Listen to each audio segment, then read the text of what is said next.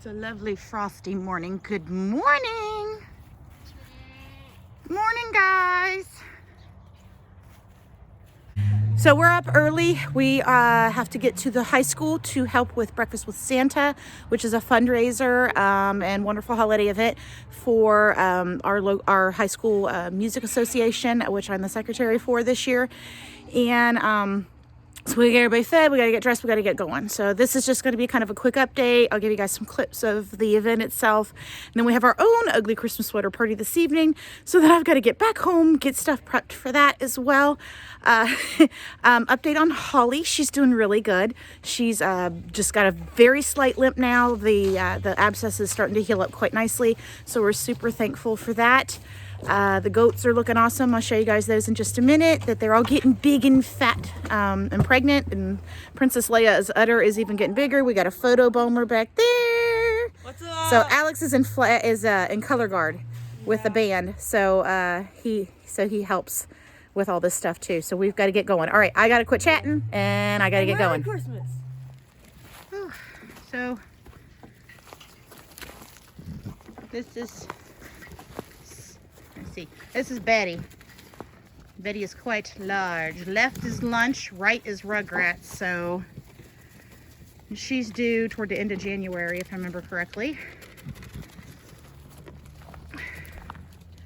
Now this will be Miss Honey's first kidding.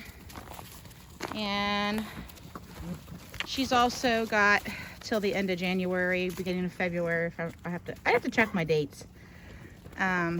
Maybe I can try posting the dates. Circe is probably the one that's due the latest. She was bred right off the bat at the breeder, but then she cycled back again and he bred her a second time. So hopefully she took that second time. Look at that. It's a wide load, guys. Now we're still not sure if Marshmallow's even pregnant. This would be her first kidding. And she is on the smaller side of a goat. She might be pregnant. Beginning of January is where her dates start. That breeder didn't mark when wasn't around and doesn't use a marker on their buck to know when it breeds. So I don't know exact due dates on her. I just have the amount of time that she was in with the buck to know, a general idea. Ramona has a baby belly. Leia is probably the one that's going to kid first. That's my thinking. Thought is that she's actually, and I'm sorry, but it looks kind of dirty. We had a lot of rain and there was just mud. But Leia already has a pretty good udder going on as she quits fussing with the other goats over breakfast. See, she's got a big old udder already, and she is starting to have some discharge, which last year was perfectly normal for her. She actually lost her what you call your cervical plug. She lost it about 4 weeks before she kidded last year, and she had an udder. Started an udder at 6 weeks before kidding last year. So if you look at that udder. Instead of being a boar, she should have been a milk goat. But yeah, her tail is all yucky. I'm gonna have to get a warm cloth and get that cleaned off. But she'll probably kid first, that's my suspicion. And she's already dropped some too. The babies have dropped down a little bit. So her earliest due date is January the 5th. And I bet she's going to go pretty gosh darn close to that. Again, that breeder doesn't use a marker on their buck. But I know when she went in and had that general idea. And last year she kidded about 5. She kidded very close to when the earliest date that I had for her last year. So she took quite quickly, and I think she'll do the same. There's her daughter. It's Pest. She's doing really good. Samson. I'm not sure about Ramona's dates. It's, I think, after January the 9th is when she could possibly kid. And most everybody, what we do, or at least what we did last year when we had the 2 girls, is we just put them in the barn and had them together so they had a friend, and allowed them to kid inside the barn. That way they have time to bond. The babies are undercover. I don't have to worry about babies being born out here in the yard in bad weather. We'll do the same again with, let's see. Ramona doesn't like it when you look at her butt. I don't know why, but she doesn't. So just not the friendliest goat. Just don't like everybody taking pictures of me and messing with me, huh? But we'll be doing the same thing again. We'll put them in whenever their due dates get closer and they're showing signs that they look like they're going to be going into labor. Ramona's the only one I'm on the fence about. She gets very stressed if she's stalled. She's a Spanish goat that lived out in Texas, so originally. So she definitely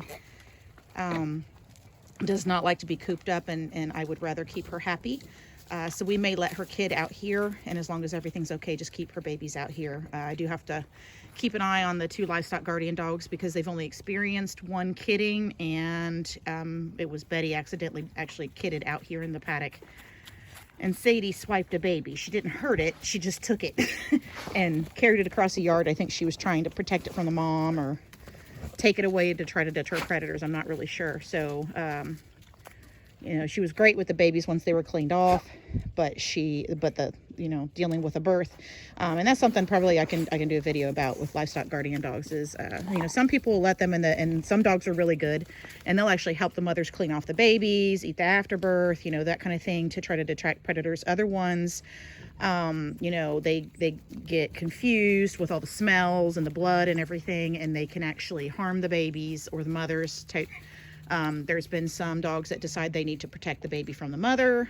Some dogs will take the baby and want to get rid of it because it, you know, it smells like the blood and everything that will attract predators.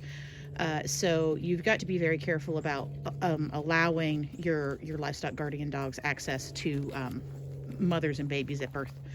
So, you know, one suggestion somebody's really wanting to, you know, keep an eye on it would be if you know that there is one, maybe put them on a lead, allowing them to smell and working with them. I'm not a livestock guardian expert, but I would prefer that my girls just kid inside so I know where they're at. And then once the babies are clean and dry and nursing well, we put them back out here so they can just be outside like they're supposed to be.